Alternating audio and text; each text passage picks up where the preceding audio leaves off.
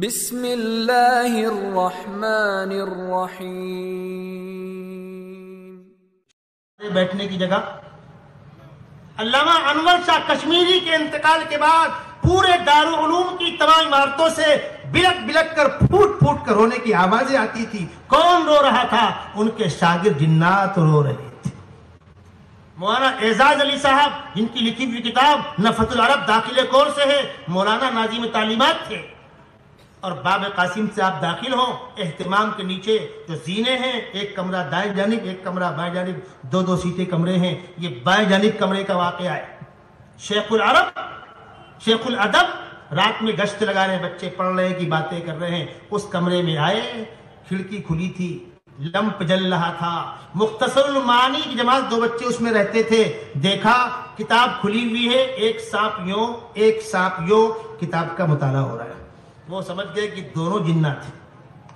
کھٹ کھٹ کیا، دروازہ کھلا تو انسان کی شکل میں، فرمایا ہمارے ضابطے میں لکھا ہوا ہے کہ ادارے میں داخلہ انسانوں کا ہوگا، جناتوں کا نہیں ہوگا، اور اگر کسی کو پڑھنا ہے تو انسانوں کے بیس میں رہنا ہوگا، جنات کے بیس میں نہیں رہ سکتے۔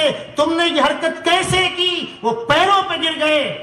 حضرت نے فرمایا اچھا تھا کہ میں تھا، کوئی بچہ ڈر گیا ہوتا تو۔ اسی وقت عہد کرو، جب تک دارالعلوم دیوبند میں رہنا ہے انسان کے بھیس میں رہنا ہوگا، جنات بن کے رہو گے اخراج کر دوں گا۔ میرے والد صاحب نے خود واقعہ سنایا، فرمایا ہم جس کمرے میں رہتے تھے اس وقت بڑے بڑے کمرے تھے دار جدید کے، اور وہاں کی سردی کیا کہنے صاحب۔ رات میں سب سے آخر میں آئے، وہ سٹکنی لگائے، دروازہ بند کرے، چراغ بجھائے۔ اب ہوتا کیا ہے، آدمی جڑا کر باہر سے آیا فوراً لحاف میں گھس جاتا ہے، ابھی اٹھتا ہوں ابھی بند کرتا ہوں۔ جو آخر میں آیا وہ لحاف میں گھس گیا۔ بھائی دروازہ بند کرو، چراغ بجھاؤ، کہے تم بند کر دو یا تم بند کر دو، تم قریب ہو۔ ہوتا ہے بچوں میں۔ تو ایک بچے نے کہا اچھا میں بند کرتا ہوں، جبکہ دروازے سے وہ دور تھا۔ میں بند کرتا ہوں، تم لوگ آنکھیں بند کرو۔ آنکھیں بند کی تو ایک ہی لمحے میں چراغ بھی بجھ گیا، سٹکنی بھی لگ گئی، سمجھ گئے کمبخت جنات تھے۔ رات بھر سوئے نہیں، صبح جا کر اہتمام میں شکایت کی، اس کو طلب کیا گیا اور اس کو یاد دلایا گیا آپ کو پتا ہے یہاں انسانوں کے بھیس میں رہنا ہے۔